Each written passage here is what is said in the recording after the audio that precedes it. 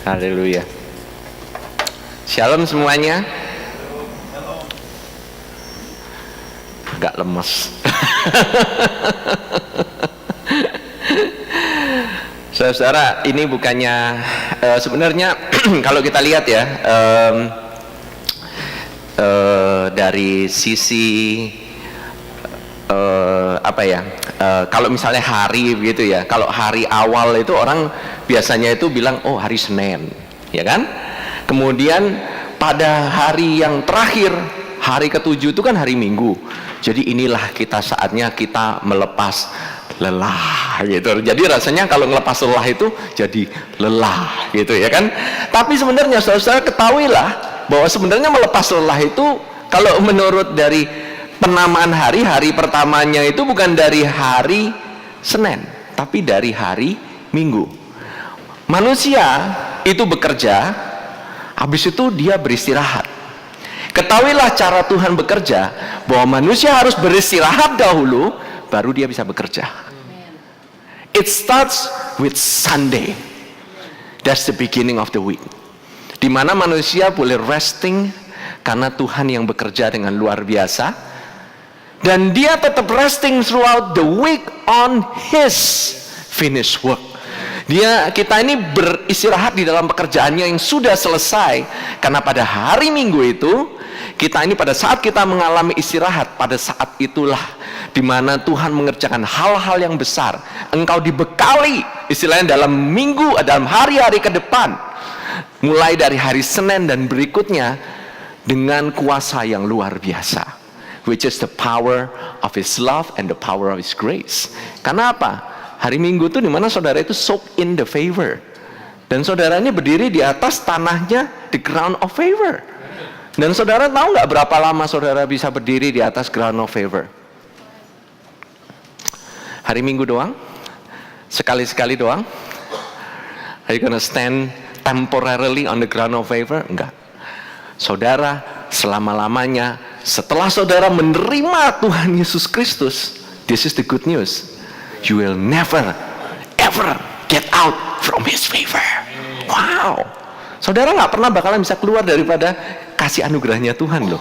You know, you cannot fall out of favor. You can fall from grace, but not out of grace. Amin. Saudara bisa jatuh dari kasih karunia. Kalau saudara jatuh dari kasih karunia itu saudara bukan jatuh kepada hal-hal yang jahat, kepada dosa. No, you fall from grace when you are under the law.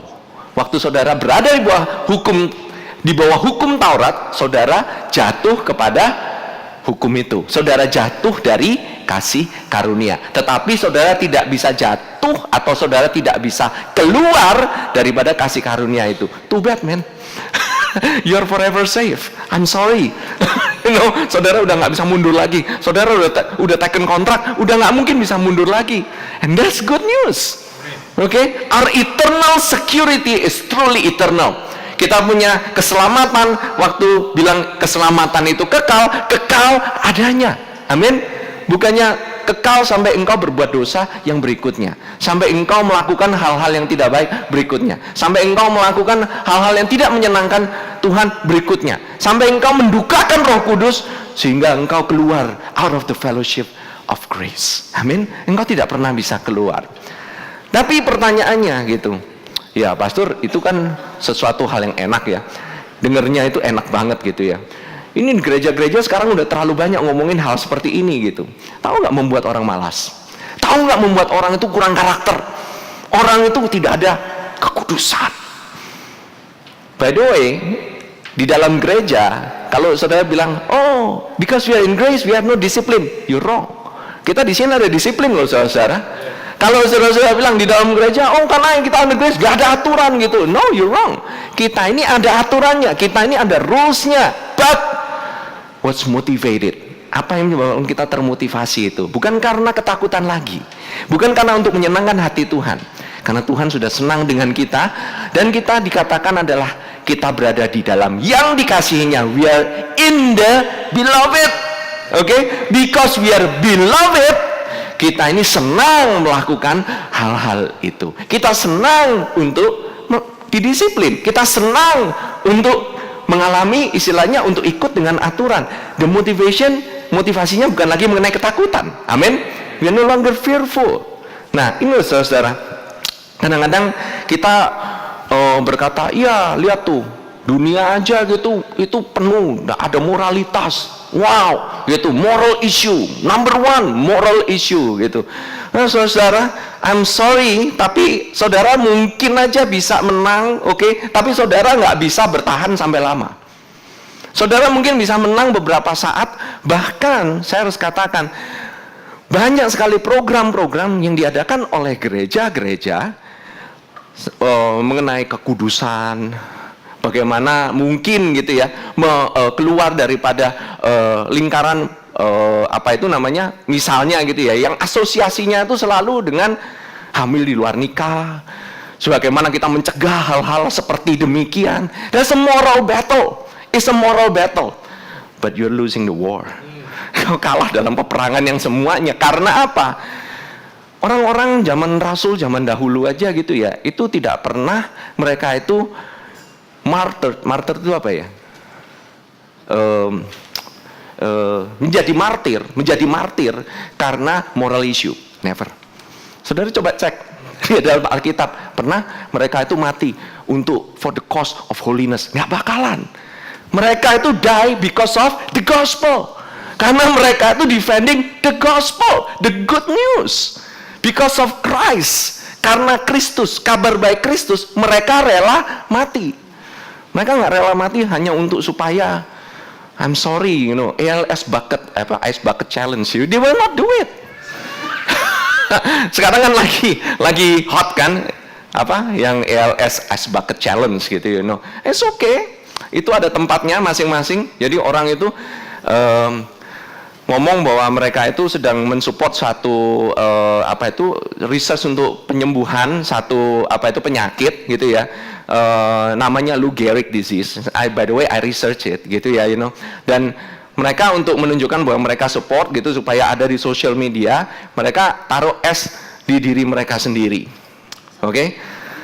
Sorry, bukan satu bucket es gitu, banyak sekali, dan mempermalukan diri sendiri di depan orang banyak gitu. Well, some people say, wow, it's good gitu ya, but I'd rather, you know, I pour in ice and I drink it daripada saya menumpahkan dirinya kepada diri saya sendiri. However, banyak yang bilang juga bahwa according to research, that doesn't do anything juga. Orang bilang ada race sekian, it's all good, but tidak mengubah, tidak mentransformasi keadaan moral or karakter daripada orang itu sendiri. Amin.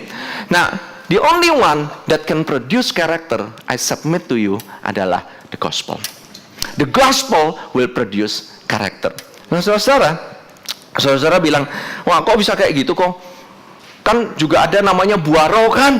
Wah, buah roh itu kan harus ada dong, orang Kristen mesti ada buah roh. Galatia 5 ayat 22, bagaimana dengan itu? Sorry ya, itu pasal 5. Pasal 1 sampai ke 4, itu tuh pertama. Pasal pertama dia ngomongin hanya ada satu Injil. Pasal yang kedua ngomongin bagaimana Paulus itu membela akan Injil itu. Pasal ketiga dikatakan bagaimana the justification by faith, pembenaran karena iman. Pasal yang keempat ngomong mengenai bedanya anak sama hamba. Baru udah ngomongin 4 chapter, Paulus baru ngomongin mengenai buah. Oke, kenapa mesti capek-capek? Mendingan dari ayat pertama aja. Tapi semuanya pada ingat kan Galatia 5 ayat 22 kan? Buah roh adalah, pada ingat semua. Kenapa? Orang sukanya yang terakhir. Efesus. Wah, di Efesus paling ingatnya apa? Pasti peperangan rohani kan? Boro-boro langsung pasal 1 sampai pasal 5 kagak ada yang inget. Pasal 6 inget semua. Sebuah peperangan kita bukan melawan darah dan daging. Kita suka perang-perangan. Kita paling suka wah gitu. Wah, you know, daging kita itu rasanya menyala-nyala gitu loh istilahnya. Oke? Well, I'm sorry bahwa kabar baik itu bukannya manusia mencoba untuk berbuat sesuatu kepada Tuhan, tetapi Tuhan berbuat segalanya untuk kita. Nah, that's the good news. That's the gospel is all about. Ada yang bahkan bilang sama saya, gospel ya gospel, what else, you cannot say gospel of grace, gospel is the gospel. Tapi Paulus sendiri menyebutkan there is another gospel. So, which gospel? Oke, yang dimaksud dengan Paulus, Injil seperti apa yang menyebabkan Paulus, kalau aku memberitakan Injil yang lain ini, kalau ada orang yang memberitakan Injil yang lain ini, terkutuklah dia. Wah, terkutuk, double curse. Dia ngulang di 2 ayat. Betapa sangat ngerinya.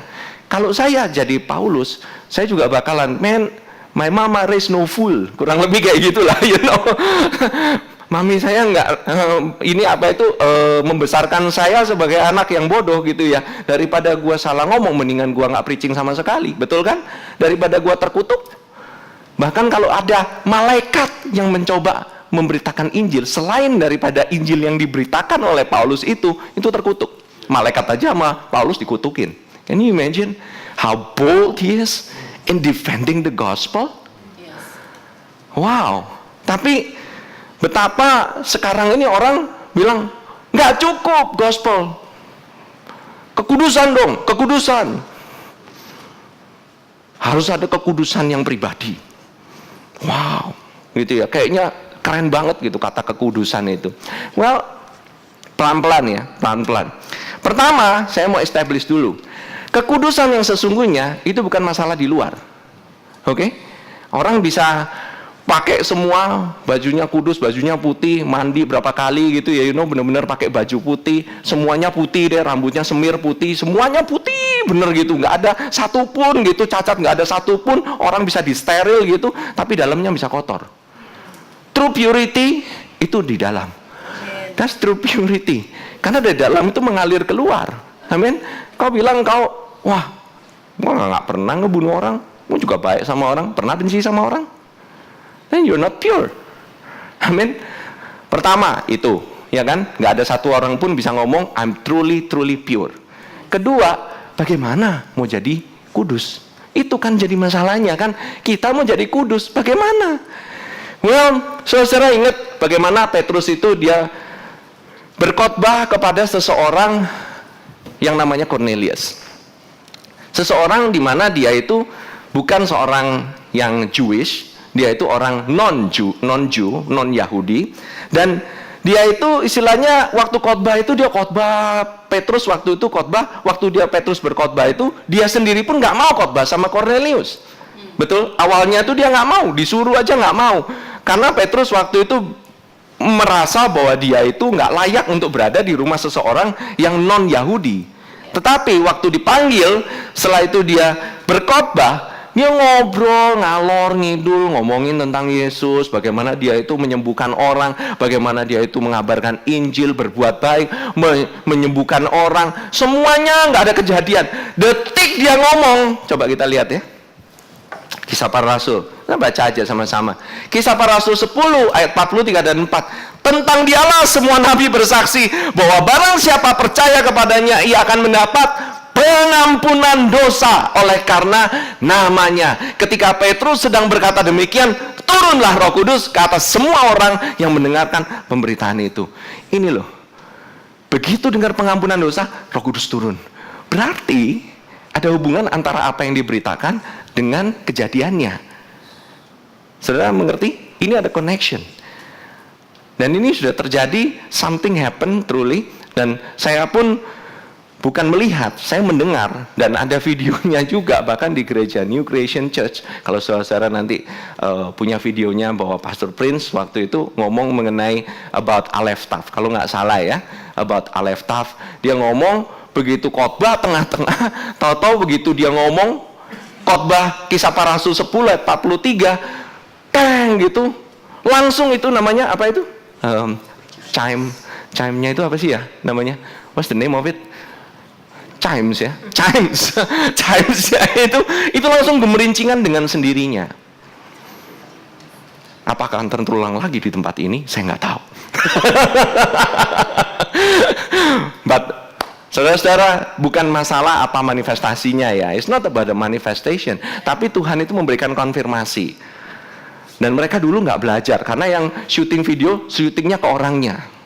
Mereka nggak syuting ke alatnya. Kalau sekarang yang video di sana, itu nanti, by the way sedang divideokan itu saya di sana. Nanti ingat ya bro ya, jangan syuting saya doang, syuting sekitarnya juga gitu. Anyway, tahukah saudara-saudara bahwa the heaven even declare bahwa surga itu turut mengkonfirmasi. Detik saya mendengar, detik saya mengenal bahwa Tuhan mengampuni dosa-dosa saya yang dulu, sekarang, dan selama-lamanya. Tahun 2005, saya realize how great the love of God is. Detik itu juga saya langsung terbalik kayak begini, blok. Ketahuilah saya berasal dari background evangelical, Injili. Injili saya itu udah dari lahir, ngelotok. Saya lahir di gereja Injili, saya dibesarkan di gereja Injili, saya grow up di gereja Injili, sampai umur sekitar 18 tahun lah, kurang lebih. It's 18 years. I've been trained, I've been discipled di gereja Injili. Dan kalau saudara tahu, gereja Injili itu saudara nggak boleh main-main kalau ngomong sama saya gitu ya istilahnya. Saya kemarin cerita ya di North Hangout, by the way, kemarin was so great ya. The North Hangout and the South Hangout merging into one. Tapi bukan di center, di North. Karena that's where the food is. That's where all the glorious itu korban bakaran itu banyak di sana itu bro. I love it gitu. Dan kemarin kita ngobrol mengenai about evangelical church ini gitu ya. Tipe-tipe gereja evangelical ini. You cannot shake me about Allah Tritunggal. Saudara nggak bisa goyang saya mengenai keselamatan. Saudara nggak bakalan bisa goyang saya mengenai biblical base. Kalau saudara mulai ngomong hal-hal yang aneh-aneh, I will ask you the Bible first. Kalau saudara nunjukin kata si itu, oke, lu balik dulu, lu cari Alkitabnya, lu balik ke gua, lu jelasin. Itu caranya orang evangelical kayak begitu. You cannot shake it. But saya nggak mengerti sama sekali why, kenapa saya nggak mengalami perubahan. Saya nggak mengerti kenapa saya masih melakukan hal-hal yang buruk. Saya masih nggak mengerti kenapa saya tiap malam harus minta ampun dan saya nangis-nangis tiap malam hanya karena saya harus minta ampun atas dosa-dosa saya hari-hari itu. Setiap hari, by the end of the day, saya buka buku accounting saya, merah semua, dan saya harus keep reconcile. Harus direconcile, harus dibikin nol lagi. Bagaimana caranya? Minta ampun setiap dosa-dosa saya. Saya harus bilang, kalau misalnya saya pada hari itu miss, I fail every time. Dan bagaimana saya merasa pressure setiap saat. Saya nggak bisa keluar daripada this mindset bahwa one small mistake, saya akan keluar dari keselamatan itu. One small mistake, saya juga bisa being part of hell. One small mistake, saya bisa di thrown out daripada the fellowship. One small mistake, saya jatuh dan saya nggak mungkin bisa bangun lagi. And it torture me. Ketahuilah, saya masih pelayanan saudara. Ketahuilah, saya juga sedang waktu itu membangun gereja. I planted a church. Saya menanam gereja di kota yang namanya Austin, Texas. Di sini, by the way, ada beberapa Austinites. Orang-orang dari Austin, Texas. Salah satunya my leaders, Ronnie. Dan it's truly dalam keadaan pelayanan, yet saya selalu was-was. Dalam keadaan pelayanan, saya nggak pernah sure saya ada di ground of salvation, ada di eternal security apa enggak. Kalau saudara tanya sama saya, versus saya tahu nggak? Tahu, tapi saya nggak bisa mengerti. Dan saya selalu dalam keadaan ketakutan, jatuh melulu. Bingung kan? Ini adalah orang Kristen yang paranoid. Kadang bisa, kalau Tuhan lagi senang, ya oke, saya merasa kudus. Kalau Tuhan lagi nggak senang, ya sudah, saya akan berusaha untuk menyiksa diri saya sendiri. Saya siksa diri saya sendiri dengan pelayanan. More ministry, more serving, how to please the Lord. Bagaimana saya tiap pagi, bahkan tiap minggu saya ikutan doa. Udah doanya bukan doa biasa aja, doa subuh saya ikut, doa malam ikut. Diadakan loh, by the way, ada, disediakan. You know how the devil tuh, iblis itu kepingin sekali kita ini just being broken under the law. Kita ini ditekan terus di bawah hukum Taurat. Kita berusaha dengan diri kita sendiri untuk mengusahakan kekudusan itu. Ada saudara-saudara yang sama struggling dengan saya? Kalau nggak ada yang ngangkat tangan pun is okay. I know you're all there. Tapi saudara, ini yang menjadi pertanyaan saya terus. Kenapa saya nggak pernah berubah? Kenapa saya nggak pernah berpikir, detik tahun 2005, saya nggak mengalami apa yang namanya pengampunan dosa. Saya mulai dibukakan pikiran saya. The gospel invades my mind. Jadi Injil itu merasuk ke dalam pikiran saya, mata saya kebuka. Itu kayak Bible itu yang selama bertahun-tahun tertutup, itu seperti dibukakan dan seperti ada kunci, kayak the Bible code, klik, which is the lens, kita call it lensa kasih karunia. Harus difilter melalui salib Kristus. Only from Christ perspective. Ternyata baru semuanya itu saya mengerti. Detik saat itu pemikiran saya dibebaskan. Detik saat itu karunia Roh Kudus mengalir dalam kehidupan saya. Begitu mudahnya untuk menyembuhkan orang. Begitu mudahnya untuk berkata, I am the righteousness of God in Christ. Saya dibenarkan. Saya selama-lamanya kudus. Karena saya dikuduskan. Kekudusan itu bukan mengenai tindakan. Kekudusan itu suatu keadaan. Kekudusan itu adalah seseorang yang namanya Yesus yang diberikan kepada kita. Amin. Give praise to Jesus. Nah, saudara, tahu nggak? Waktu Petrus ngomong kayak begini, ini dipertanyakan oleh saudara-saudara seiman. Apa yang terjadi? Saudara-saudara seimannya dia itu orang Yahudi semua, by the way ya. Dan orang Yahudi itu is all about the law. I am the law. Ya, itu just dread. Tapi this the law. Yang suka nonton film aja. Ini benar-benar mereka itu mengenai hukum. Bagaimana mengenai mereka kan harus bertobat dong. Tobat dari dosa mereka gitu. Tobat dulu baru diampuni dosanya. Benar gak? Baca Kisah Para Rasul 11 ayat yang ke-18. Coba kita baca. Ketika mereka itu adalah teman-temannya si Petrus ini mendengar hal itu, mereka menjadi tenang lalu memuliakan Allah. Katanya apa? Katanya, jadi kepada bangsa-bangsa lain juga Allah mengaruniakan pertobatan yang memimpin kepada hidup. Hah? Kapan dia itu khotbah pertobatan? What? Orang di sebelumnya pasal yang ke-10 ada nggak sih mengenai khotbah pertobatannya? Nggak ada. Dia cuma ngomong karena Yesus kamu diampuni dosa-dosanya. That's it. Datang pengampunan dosa itu. Nggak ada. Bertobatlah dari dosa-dosamu Cornelius. Nggak ada. Dan Roh Kudus langsung turun. Detik mereka semua percaya, menerima the gospel, pengampunan dosa. Detik itu juga mereka dianggap udah bertobat. Wow. So pertobatan asalnya dari pengampunan dosa. They believe in the remission of sin. Mereka percaya akan pengampunan dosa itu. Mereka percaya akan kabar baik itu cukup. Itu lebih daripada cukup untuk membuat mereka mengalami kondisi yang namanya pertobatan yang memimpin kepada hidup. Amin. Kenapa gereja-gereja sekarang nggak ngomongin mengenai hal ini lebih banyak lagi? Karena mereka mau fokus kepada buah-buahnya dan kepada pertobatan yang memimpin kepada hidup. Pertobatan. Harus bertobat kamu. Kalau enggak, kamu enggak diampuni. Here the other way around. Amin. Nah, saudara, terus pertobatannya menurut rasul-rasul di mana? Apakah rasul ini bertanya sekarang? Tapi mereka kan juga harus hidup kudus dong, habis bertobat. Oh ya, karena mereka habis ini berantem. Serius, ini zaman dulu.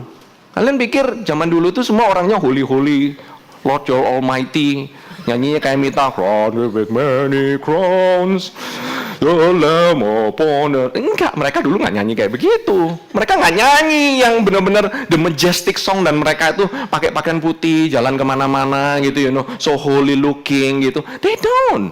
Mereka ini orang suka berantem, mereka suka makan, suka mabok-mabokan, mereka tapi mengerti bahwa karena Kristus dan kuasa kebangkitannya, mereka ini hidupnya beda. Mereka ini merasakan suatu kehidupan yang berbeda, dan mereka ini nggak mengerti apa-apa. Sampai Rasul Paulus menjelaskan di dalam kitab Roma, which is Roma itu surat kepada jemaat di Roma itu di ujung-ujung, bukannya pada awal-awal. Roma itu doktrin bukan awal, Roma itu doktrinnya itu setelah semuanya ngalamin segala macam, baru dibukukan oleh Rasul Paulus bahwa dialah yang pertama kali menetapkan the doctrine of grace. Telat. Zaman dulu no email, oke? Attachment, cepat, include, reply all, nggak ada. Tapi itu kamu bisa belajar. Look at the blog. Zaman dulu pakai kuda, pakai orang. Mau baca Alkitab gitu ya. Saya mau denger nih apa khotbahnya Paulus. Tunggu ya 2 bulan lagi, orangnya masih perjalanan. Can you imagine? Think about it. Mau baca Alkitab, mau di mana? Alkitabnya jadi satu tuh di bait suci. Mau baca rame-rame susah. Kalau baca gulungannya banyak, bacanya mulai dari mana? Adanya perjanjian lama semua, bener kan? Zaman dulu mana ada perjanjian baru? Mana ada Alkitab dalam bentuk kayak begini? Kira-kira Alkitab kayak apa yang dibaca zaman dulu? It's the law. Think about it. Nggak ada anak kecil bawa gulungan kitab kecil-kecil gitu pergi sekolah minggu. Nggak ada. Coba think about it. Think dong, pikir. Pikir, sekali lagi pikir. Mereka bawa apa? So, it passed down from mouth to mouth to mouth. Mereka mendengarkan. They are all audio. Audio, visual. Multimedia team. Be prepared, oke? Kalian ini ujung tombak loh ini nggak main-main ini, you know. Anak-anak, do you know that anak-anak sekolah minggu kita ini banyak mujizat? Yeah. Do you know many testimonies? Kalian boleh tanya sama guru-guru sama yang ngajar di sana. Bahkan di rumah pun masih terjadi mujizat. Anak-anak berubah karakternya. Tahu-tahu mereka mau dengerin yang namanya khotbah. Itu aneh kan? Anak-anak kecil. Now, that is the power right believing. Amen. The power of the gospel. Amen. Wow. Now, sekarang terusin lah ya. Kisah Para Rasul tadi kan 10, 11. Nah, ini di Kisah Para Rasul 15. Coba deh. Petrus ngomong, dia harus jelaskan kan ke the Council of Jerusalem. Di Council of Jerusalem ini orang-orangnya ini rupanya agak sengak-sengak juga gitu. Ini penatua yang nggak benar ini, gitu loh. Sudah beberapa waktu lamanya berlangsung pertukaran pikiran mengenai soal itu kan. Beberapa waktu lamanya. Berarti ada debat ini.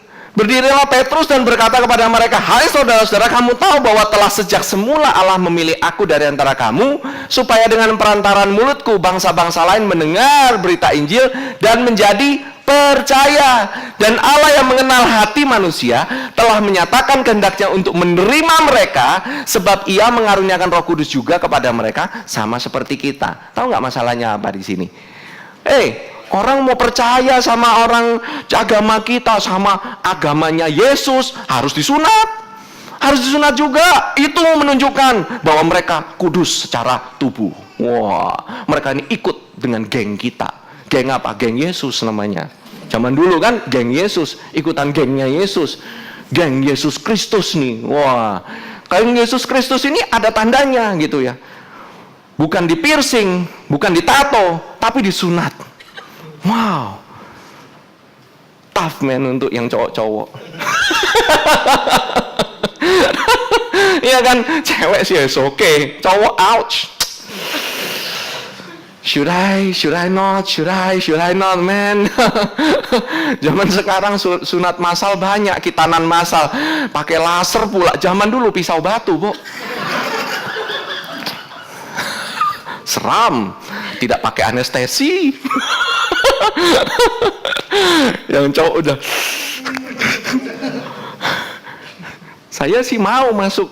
Saya bener kepingin percaya. Saya percaya loh pengampunan dosa. Bener saya percaya. Tapi masalah sunat ini gimana ya gitu ya. Ini masuk kelas katekisasi ini. Aduh. gitu. Mereka ini, tapi Paulus itu dikuasai oleh Roh Kudus dan dia ngomong sama rasul-rasul itu. Dan ia sama sekali, bahwa Tuhan sama sekali tidak mengadakan perbedaan antara kita dengan mereka sesudah ia menyucikan hati mereka oleh iman. Praise God.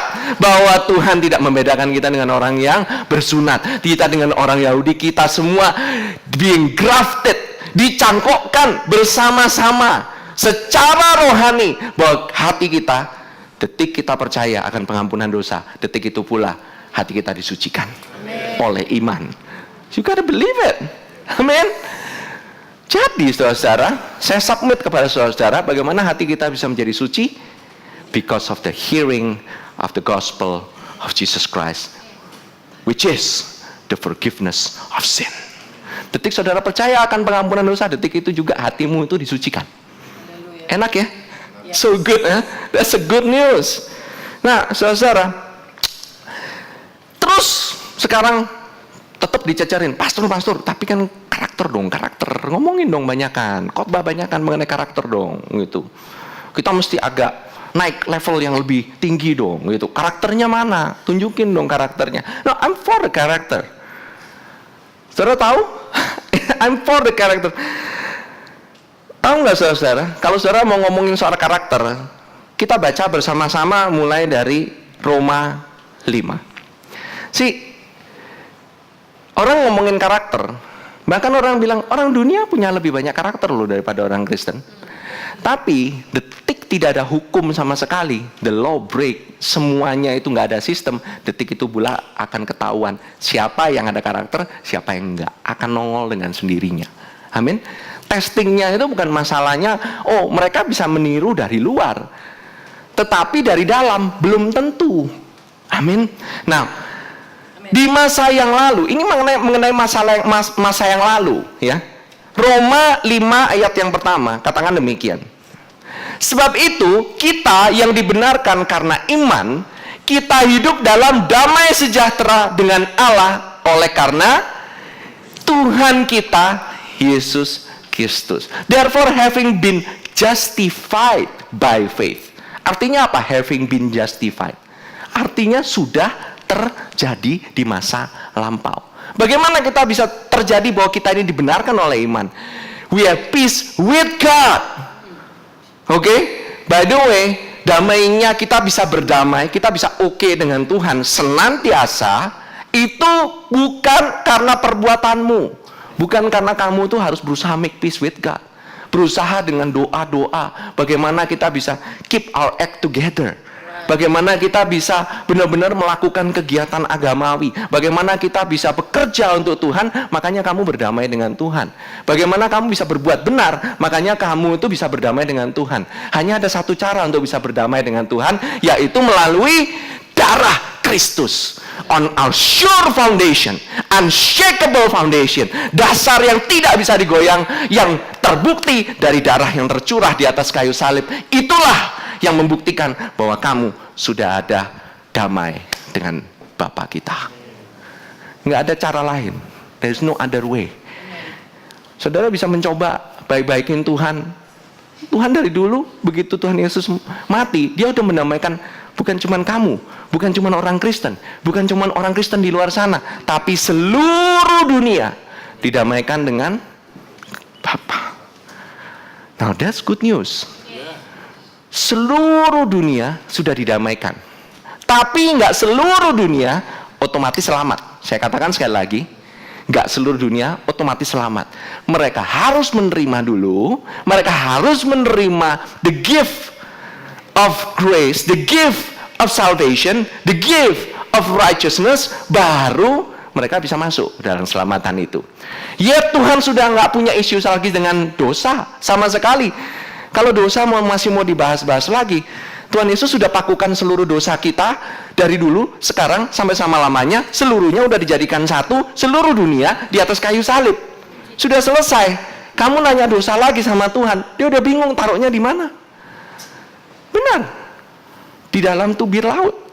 Dia bilang, and he put the no fishing sign on top. Jangan mancing-mancing lagi mengenai dosa.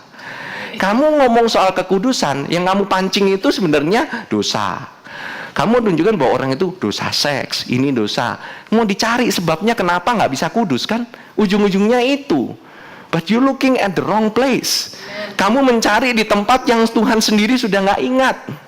Seharusnya kamu harus mencarinya di tempat di mana Tuhan mengingat senantiasa bahwa Dia pernah murka sekali untuk selama-lamanya di atas kayu salib, dan murka itu ditimpakan kepada dosa, bukan kepada Yesusnya ya, tetapi kepada dosa yang ada di tubuhnya Tuhan Yesus. Karena seperti sama bahwa seseorang yang kena penyakit kanker, dia nggak benci kepada orangnya, tetapi dia benci kepada kanker yang ada di dalam tubuh orang itu. Dosa itu seperti demikian, dan seluruh dosa manusia ditaruh dalam tubuhnya Tuhan Yesus, dan seluruh hukuman harus dihukumkan kepada Tuhan Yesus supaya kita semua bisa mengalami kebebasan, supaya kita semua bisa dibebaskan dari dosa, kanker dosa itu yang sudah menjalar dari zamannya Adam. Because of one man, karena satu orang itu, seluruh orang yang kena kanker itu. Amin. Jadi cuma ada satu cara. Saudara sudah mengalami damai dengan Tuhan. Itu udah established. Amin. Seluruh dunia orang tahu bahwa ya Tuhan Yesus mati di atas kayu salib. Tapi nggak seluruh orang dunia tahu bahwa hanya karena itu mereka sendiri itu sudah didamaikan dengan Allah. Allah udah nggak ada isu lagi. Even orang-orang yang berdosa, orang-orang yang belum percaya, Allah nggak ada isu loh dengan dosa mereka. Udah nggak ada lagi. Don't ever tell them about their sin, inilah segala macam. Mereka udah tahu. You don't have to preach it. Amin.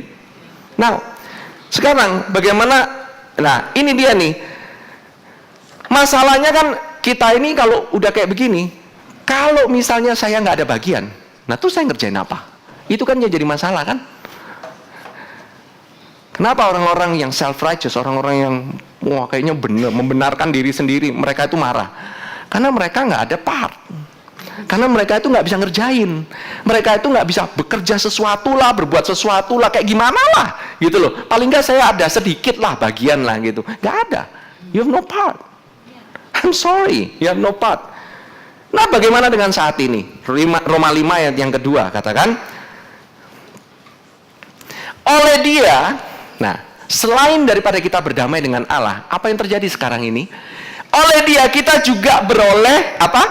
Jalan masuk oleh iman kepada kasih karunia ini. Di dalam kasih karunia ini kita berdiri. Stop sampai di sana. Oke? Gini, through whom we have access by faith into the grace or favor in which we stand. Jadi kalau misalnya ditanya sama orang, kenapa kamu kok bisa ada favor? Kenapa kok kamu bisa ngomong bahwa kamu itu forever ada favor? Kenapa kok kamu ini tidak pernah lepas daripada favornya Tuhan? Kenapa kok kamu bilang, oh saya ini orang yang punya anugerah loh, saya ini orang yang banyak favornya nih. Kira-kira saudara bilang apa? Oh karena saya banyak dengerin JP sih. No. Karena saya berbuat baik, apalagi? There's only one. Saudara bisa berdiri di atas ground favor karena Tuhan Yesus Kristus oleh iman. None. Nobody can take any credits at all. Pastor, ini orang nggak pernah pergi ke gereja gitu. Apa dia favor juga? Men, bukan karena masalah itunya. Oh kalau gitu, saya juga nggak mau ke gereja. Saya di rumah aja, nonton aja, sama aja gitu loh. Sekarang ada live streaming. Saya nonton aja. Yes, you are still on favor ground, but you are missing a lot. Saudara miss banyak di tempat ini. Karena disinilah banyak terjadi hal-hal yang luar biasa yang God has in store for you. Tapi gitu kan. Gimana nih anak saya kan lagi, waduh nggak enak badan, lagi sakit, lagi ini segala macam gitu. Ini mbak masih nggak ada. Habis itu apa itu di rumah lagi kacau balau, saya lagi berantem sama suami gitu ya. Bagaimana saya bisa dapat favor kayak gitu? Udahlah saya di rumah aja lah, nggak enak pergi ke gereja. Nanti di gereja gitu ngeliat mukanya asem kayak dibaptis di sayur asem gitu. rasanya nanti nggak enak, sama nanti ini dikiranya kenapa-napa, ada terjadi sesuatu di rumah. I'm sorry bro, I'm sorry sis, but you're still on favor ground. Saudara masih ada di tanah, berdiri di atas tanah kasih karunia, karena bukan mengenai keadaanmu, bukan mengenai feelingmu, bukan mengenai apa yang kau alami, bukan apa yang kau rasakan, tetapi apa yang Tuhan Yesus telah lakukan 2000 tahun yang lalu di atas kayu salib. Bahwa oleh karena darahnya saja, dia menyucikan kita, dia menguduskan kita, dia menaruh kita di tanah yang namanya favor ground. We stand forever firmly on favor ground. Kalau kamu ditonjok sama si iblis gitu, kamu merasa ketonjok sama si iblis, kamu jatuh di tanah kasih karunia. Tetap. Too bad you cannot get out from the favor ground. Wow. Good news? Yes. That's why saudara bisa rejoice. This is the future. You should rejoice. Saudara bermegah dalam pengharapan akan menerima kemuliaan Allah. You can rejoice. Ini in the future, you can rejoice. This is good stuff. Ini saya khotbah kepada diri saya sendiri loh saudara. I'm preaching to myself. Sometimes saya saya melihat gitu ya, kalau keadaan saya udah mulai, ini bank account mulai menipis gitu ya. Kemudian keadaan perusahaan ini, akhir bulan belum ada omset masuk, bagaimana ini? Bagaimana kalau misalnya saya lagi tengah-tengah ini, saya ngelihat uang di bank account 200.000. I'm still on favor ground. Still on favor ground. I'm still on favor ground through Jesus Christ. Rejoice. Rejoice. Your bank account temporary doang itu angkanya segitu. It can change in an instant. Dan benar saudara-saudara, ini yang terjadi minggu kemarin. It changed in an instant. I said life be gitu ya. Bank account lu life be lo, gitu loh istilahnya. Hidup lo. Jangan mati, jangan empot-empotan. Tinggal 200.000, sebentar tinggal 100.000. Goes back up. Life be. Bener lo, life be. It happens, you know. I'm speaking with my brothers and sisters yang ngalamin hal yang sama dengan saya. Amen. I feel you bro, I feel you sis. Tahu ya saudara, bahwa Yusuf dia nggak punya apa-apa. Yusuf itu dia itu budak, benar-benar budak yang telanjang, nggak ada apa-apa, nggak bawa title, nggak punya ijazah. Nggak ada bapaknya, nggak ada maminya, nggak ada saudaranya, ditinggalin, dijual kayak begitu aja, dan harus telanjang bugil. I'm sorry, mohon maaf sekali, nggak ada satu kain pun yang melekat di atas Yusuf. Dan Yusuf adalah gambaran terdekat daripada Tuhan Yesus Kristus kita. The closest one, salah satu yang paling dekat.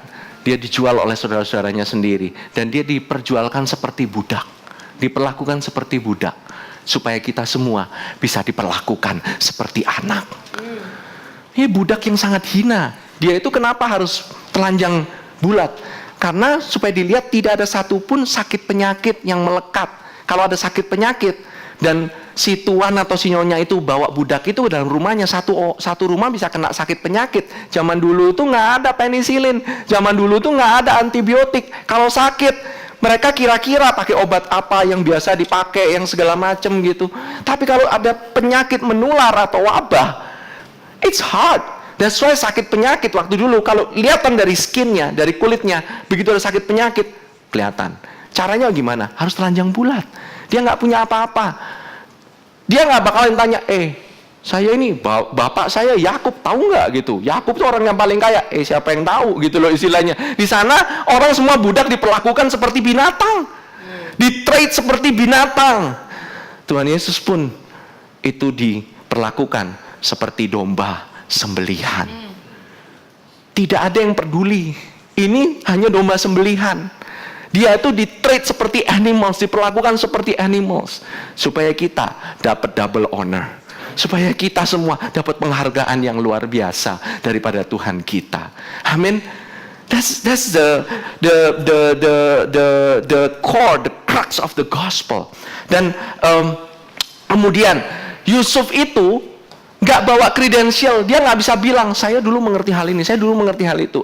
Lu ada di satu tempat, kerjain, misain apa itu namanya, misalnya kacang hijau gitu, misalnya disuruh bikin kacang hijau gitu ya, misain kulitnya kacang hijau dari isinya.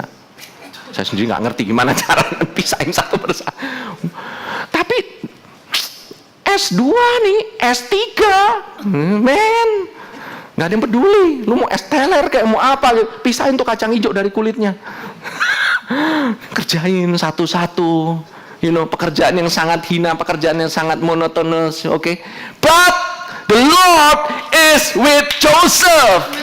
Tuhan ada bersama dengan Yusuf, dan dia mempraktekkan hal itu setiap hari, bahwa Tuhan masih ada sama saya nggak ada apa-apa, cuma Tuhan yang sama saya.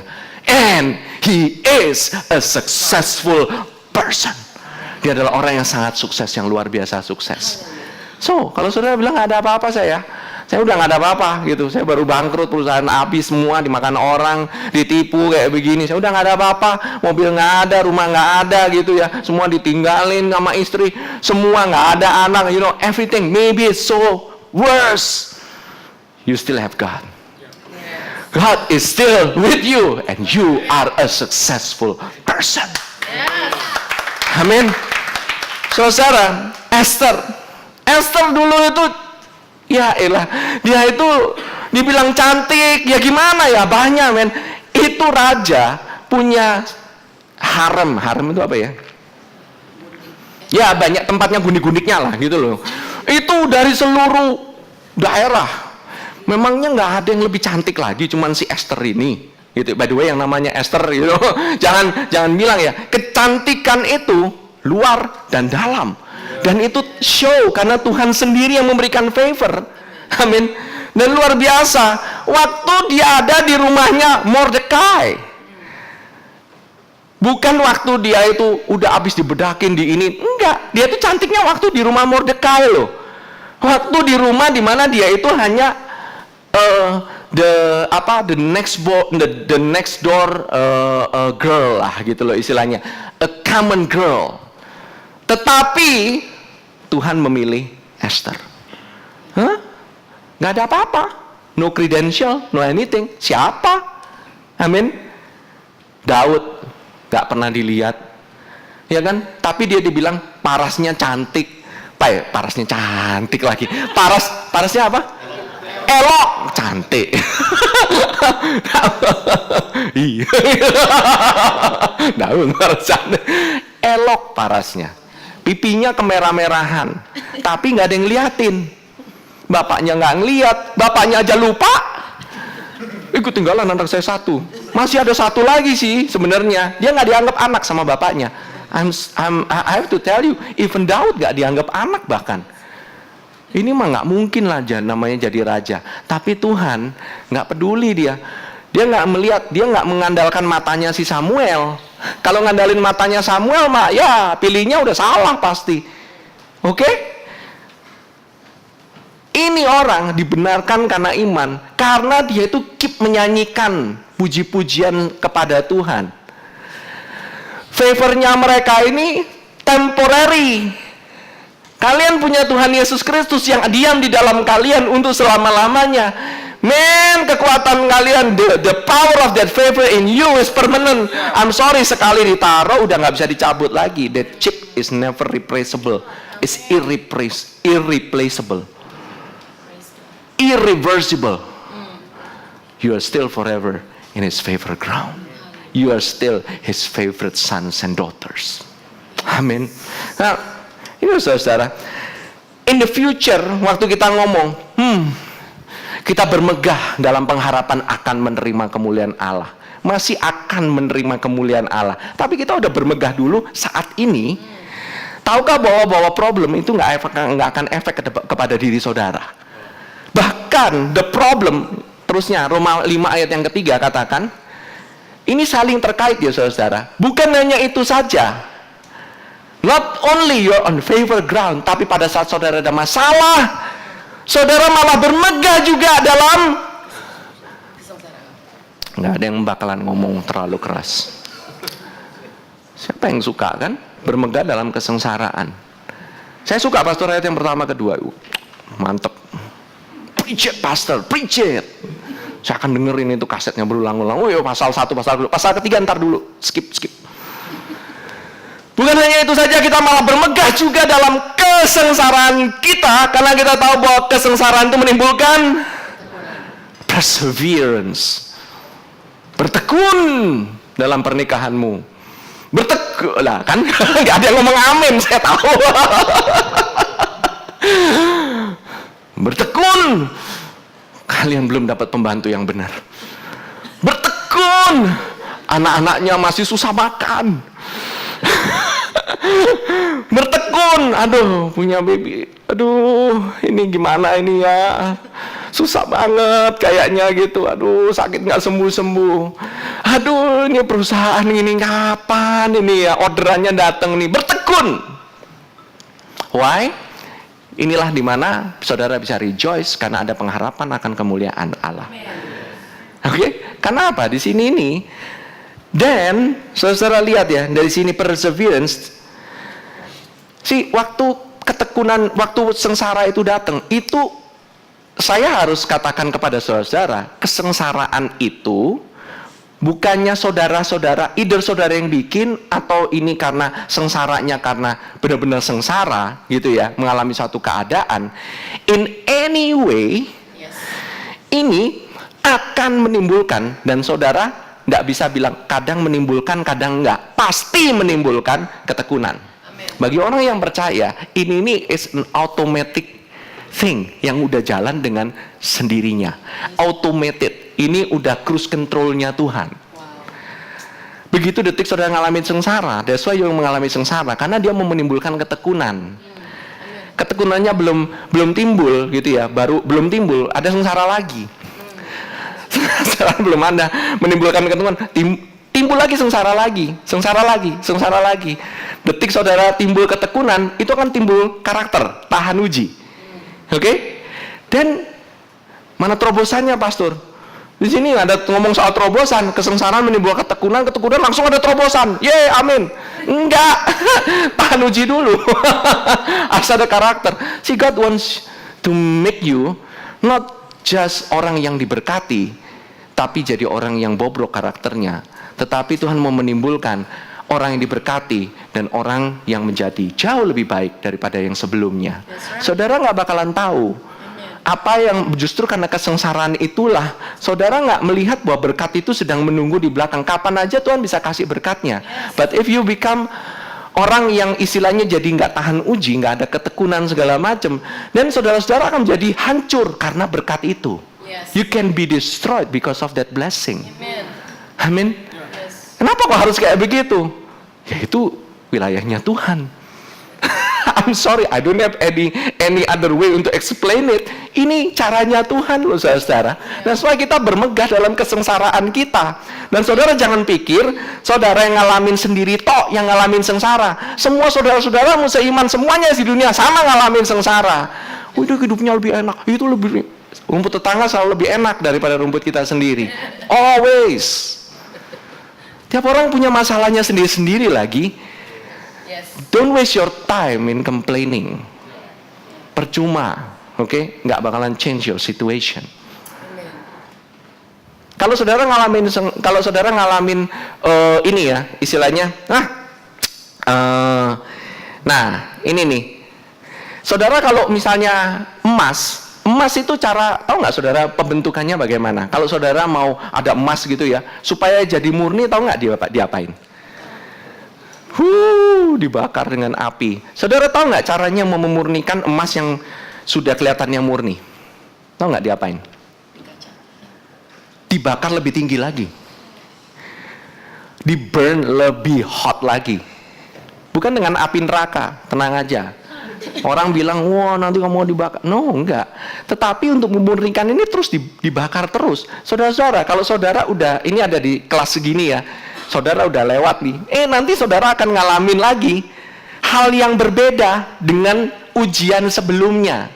Tetapi ketahuilah saudara-saudara, life is not a big test untuk menguji apa engkau benar apa enggak atau enggak. It's not about it. But itu memunculkan the impurities-nya itu loh. Supaya impurities-nya itu keluar semua.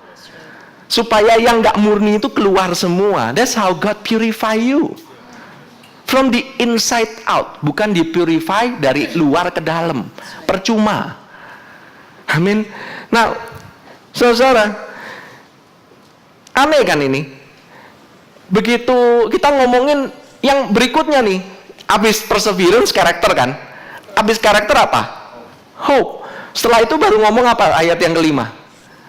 Dan pengharapan tidak mengecewakan. Karena apa? Kasih Allah telah dicurahkan di dalam hati kita oleh Roh Kudus yang telah dikaruniakan kepada kita. Aneh, kenapa nggak dari awal-awal sih ngomong mengenai Roh Kudus? Ini kan Roh Kudus kan diomongin di belakang. Kenapa kok nggak dari awal? Dari awal aja ngomongin Roh Kudus yang memberikan kepada kita kekuatan. Roh Kudus memberikan kepada kita ketekunan. Roh Kudus memberikan kepada kita karakter. Roh Kudus memberikan kepada kita tahan uji, pengharapan. Well, dia taruh di belakang sini. Ini ada alasannya loh saudara. Amin. Nih, kadang-kadang kita ini membasiskan atau mendasarkan kehidupan kita ini karena feeling. Kebanyakan karena perasaan kita. Ini good feeling, wah lagi good feeling, Tuhan sayang sama saya. Wah, luar biasa, kasihnya tercurah dalam hati saya. Roh Kudus mengerjakan pekerjaan yang luar biasa dalam hati saya. God loves me, He's so good, gitu loh. The next day, saudara ngalamin, wah, kalau saudara gini loh, kalau saudara basis mendasarkan kehidupanmu kepada keadaan, berkat-berkat, perasaanmu, kamu dapat parkir apa enggak, mobilmu oke apa enggak. The next day, mobilnya nggak oke, terus kemudian dibaret orang, saudara langsung feelingnya langsung berubah. Tanda tanya. Jadi kalau ada good feelings comes, enjoy it. Kalau ada bad feelings comes, saudara observe and you move on. Saudara amati saja. Okay, you cannot do anything. Saudara amati, move on. Jangan berdiri di bad feelings. Saudara amati, saudara tanya, kenapa saya feeling kayak begini? Kenapa kok saya bisa kayak begini? Diamati, dianalisa, sampai ke kecil-kecil, kenapa kok ya saya kayak begini, Dan you becoming jadi psikotik, tau nggak? Jadi seorang yang jadi skizofrenia. Karena saudara ini bingung. Katanya Tuhan di dalam baik, katanya ini, tapi saya perasaannya kayak begini. Karena saudara selalu menggantungkan itu kepada perasaan saudara. Padahal hidup kita ini bergantung hanya kepada pekerjaan Tuhan Yesus yang telah selesai di atas kayu salib. Berkat-berkatmu tergantung kepada pekerjaan Tuhan yang telah selesai di atas kayu salib. Your favor tergantung kepada pekerjaan Tuhan yang telah selesai di atas kayu salib. Jadi yang kita ngomongin setiap saat adalah pekerjaan yang Tuhan sudah selesaikan di atas kayu salib. Mendingan saya ngomongin itu. Karena detik saudara ngomongin bagaimana ya, ini kok Roh Kudus nggak bekerja dalam diri saya. Bahkan pekerjaan Roh Kudus dalam dirimu itu nggak lebih penting daripada pekerjaan Kristus yang telah selesai di atas kayu salib. Let me tell you again, once again. Pekerjaan Roh Kudus, bagaimana kamu bisa mengamati pekerjaan Roh Kudus di dalam dirimu, itu nggak lebih penting daripada engkau mengamati Kristus yang telah menyelesaikan segala sesuatunya di atas kayu salib. Listen to me. Kalau selama saudara melihat itu terus, bahkan saudara mengamati bagaimana Roh Kudus bekerja dalam hati saya, then you become self-occupied. Saudara menjadi memperhatikan dirimu sendiri. Saudara sangat fokus dengan dirimu sendiri. Dan kalau Roh Kudus bekerja, wah ini bekerja, Roh Kudus sedang bekerja. Saya so kepingin sekali gitu. Wah, saya merasakan Roh Kudus bekerja. Kalau saudara lagi nggak ngerasain bagaimana? Jangan saudara. That's not the way it works. Okay? Nah, Tuhan Yesus bekerjanya itu lewat penebusan, karya penebusannya.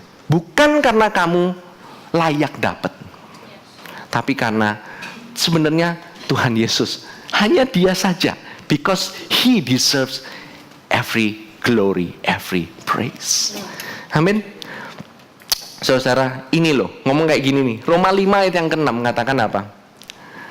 For when waktu kita masih lemah, Kristus telah mati untuk kita, orang-orang durhaka, pada waktu yang ditentukan oleh Allah. Saudara ketahuilah, kenapa kasih Tuhan yang begitu luar biasanya kepada diri kita? Kenapa Dia mau menebus kita?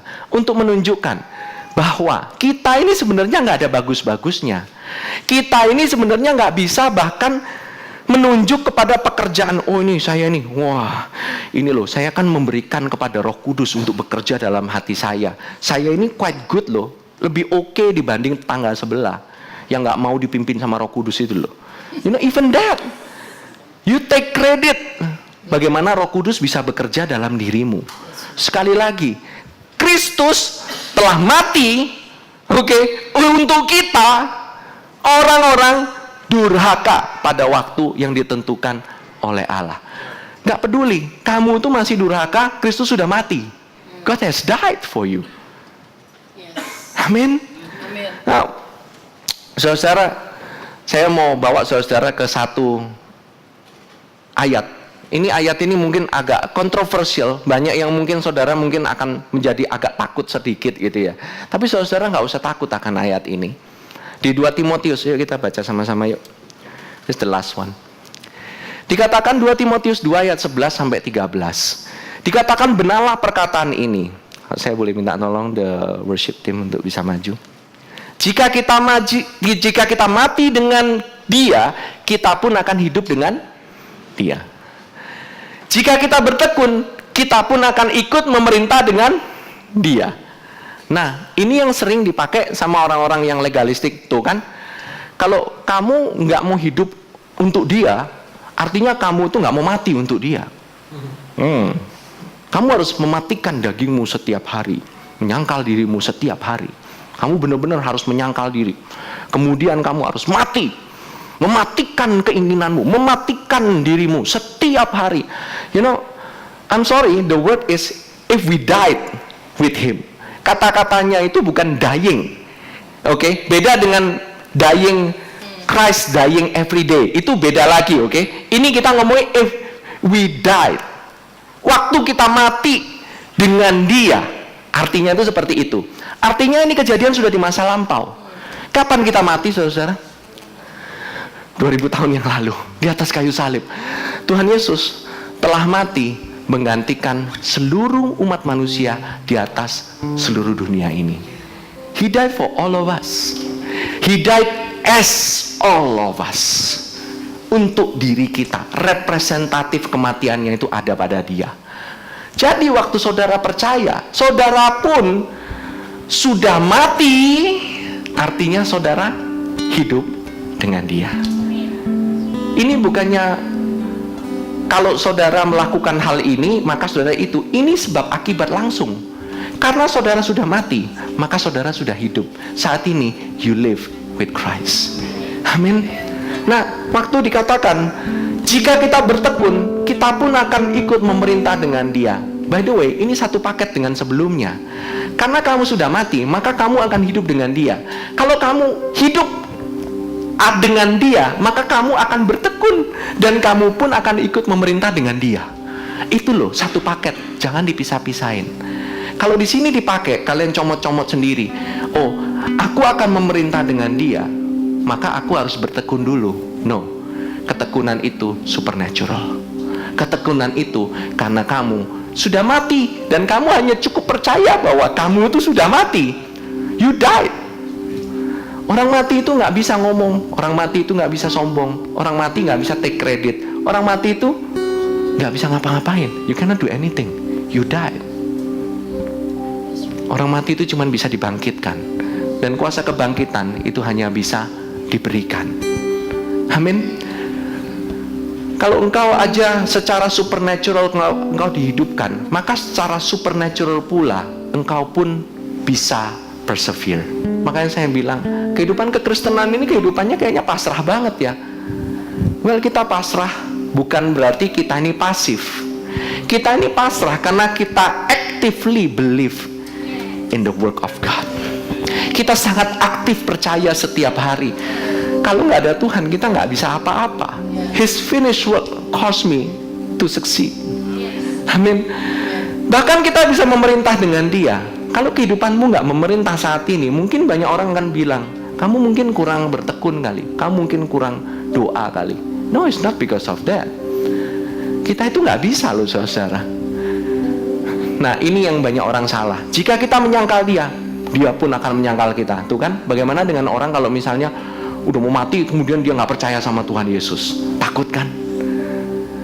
Dia ini kita ini menyangkal Dia dalam artian kita deny His word. Kita nggak mau percaya sama Dia. I'm sorry, tapi Tuhan juga nggak percaya sama perkataan kita.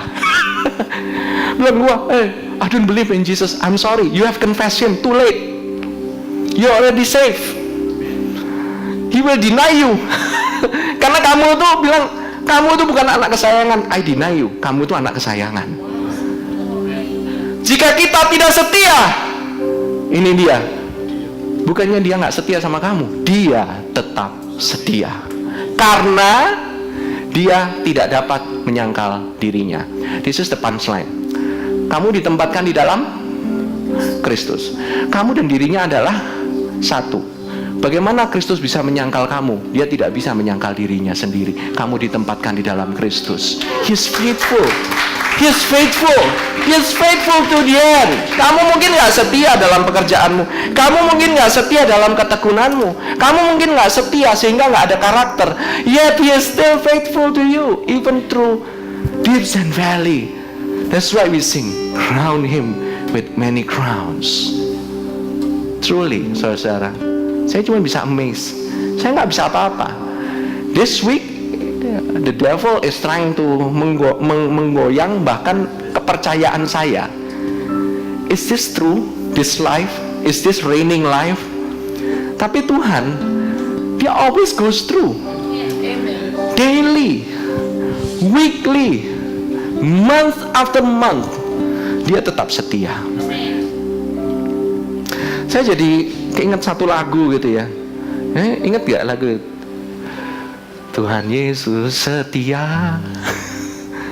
Ada yang bisa nyanyi lagunya? Ini lagu himne lama ini. Tapi kalau ada yang tahu, tolong bantu saya ya. Please help me. Please help me singing this song. This is an old song, but I just reminded, kita nggak setia, Dia tetap setia. Haleluya. Kalau ada liriknya boleh. Haleluya. Tuhan Yesus setia.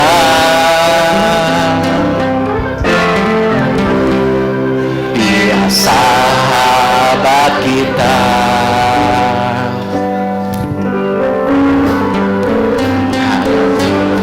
Susahku terlalu menghiburku.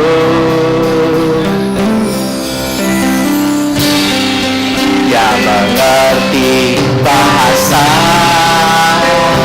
tetesan air mata, tetesan air mata. Waktu badai mengamuk dan gelombang menyerang, Tuhan Yesus setia. Once again, sing it saudara. Tuhan Yesus setia. Dia sahabat kita.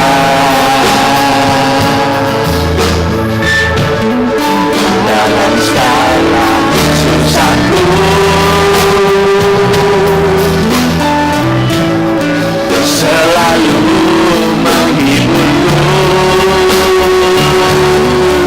Yang mengerti bahasa kalian, yang mengerti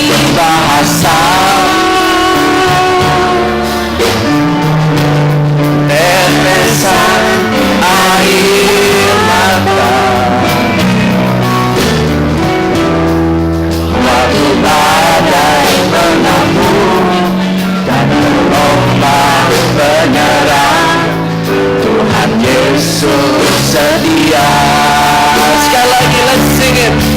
Mari kita bangkit berdiri yuk. Tuhan Yesus setia. Dia sahabat kita. Dalam segala susahku selalu menghibur. Dia mengerti bahasa tetesan air mata waktu badai mengamuk dan gelombang menyerang. Tuhan Yesus setia. Dia mengerti bahasa. Dia mengerti bahasa tetesan air mata waktu badai mengamuk dan gelombang menyerang. Tuhan Yesus setia. Waktu badai mengamuk dan gelombang menyerang. Tuhan Yesus setia. Waktu badai mengamuk dan gelombang menyerang. Tuhan Yesus setia.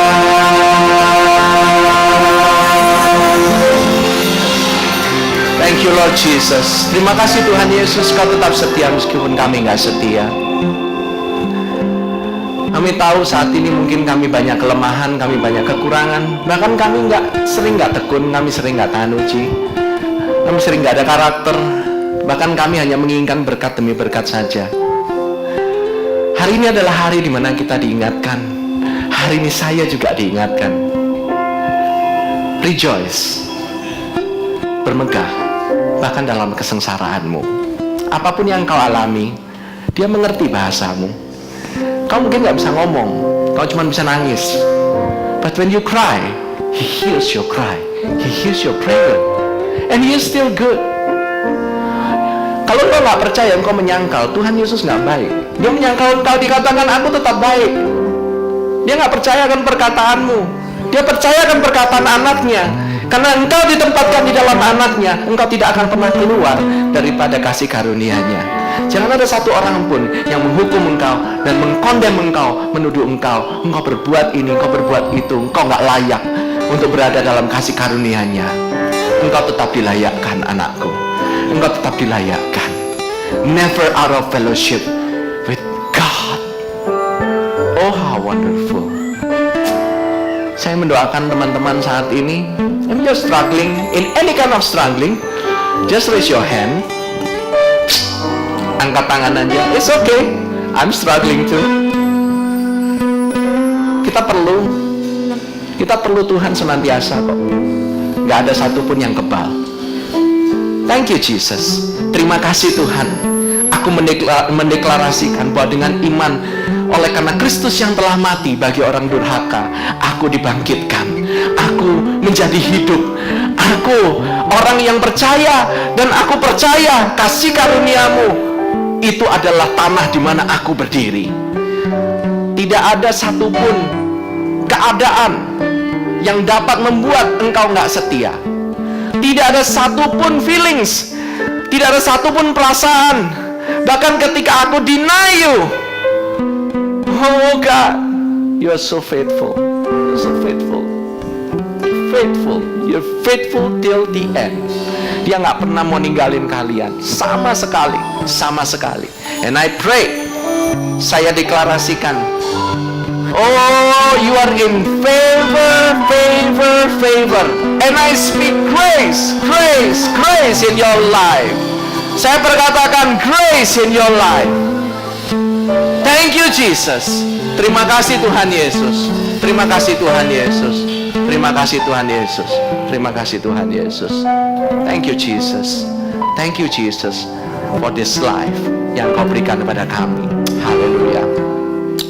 Bagi saudara hari ini yang belum pernah mendengarkan tentang kabar baik ini, mungkin saudara pertama kali mendengarkan kabar baik ini dan saudara ingin menerima Dia sebagai Tuhan dan Juru Selamat pribadimu. Engkau ingin mengalami kehidupan yang luar biasa ini, kehidupan yang penuh dengan dinamika bahwa Kristus senantiasa baik, bahkan kehidupan yang penuh dengan hal-hal di mana kami boleh melihat, hanya memandang kepada salib Kristus.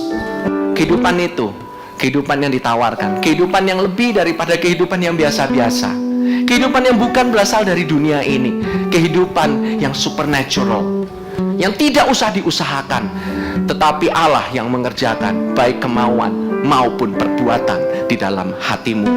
Kalau engkau menerima dan kau mau menerima dan kau mau percaya, ikuti doa saya. Tuhan Yesus, terima kasih, Engkau telah mati bagiku, darah-Mu tercurah bagi dosa-dosaku, dulu, sekarang, dan selama-lamanya. Terima kasih Tuhan Yesus, Engkau menerimaku apa adanya. Engkau menerimaku dengan segala kelemahanku. Pada saat aku gak ada apa-apa, Engkau memberikan segalanya. Engkau memberikan kehidupan-Mu, hidup-Mu sendiri melalui Tuhan Yesus Kristus. Terima kasih Tuhan. Aku berubah pikiran, aku mau percaya kepadamu. Aku bertobat dan aku mau percaya kepadamu, karena Engkau telah mengampuni setiap dosa-dosaku. Aku diangkat menjadi anak. Aku hanya memandang kepada salib-Mu. Terima kasih Tuhan Yesus, Engkau luar biasa. Dan aku menerima Engkau sebagai Tuhan dan Juru Selamat dalam kehidupanku. Haleluya. Amin. Amin.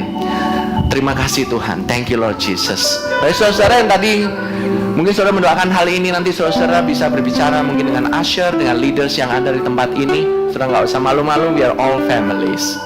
Oke? Baik saudara, kita akan mengakhiri ibadah ini. Mari kita angkat tangan kita. Thank you Jesus. Terima kasih Tuhan Yesus. Engkau memberkati kami dan Engkau melindungi kami. Engkau selalu memancarkan wajah-Mu kepada kami dan memberikan kepada kami kasih karunia-Mu yang berkelimpahan. Engkau tidak pernah memalingkan wajah-Mu dari kami. Bahkan pada saat kami lemah, kami gak setia, Engkau tetap melihat kami dengan penuh kasih. Engkau tetap sayang sama kami.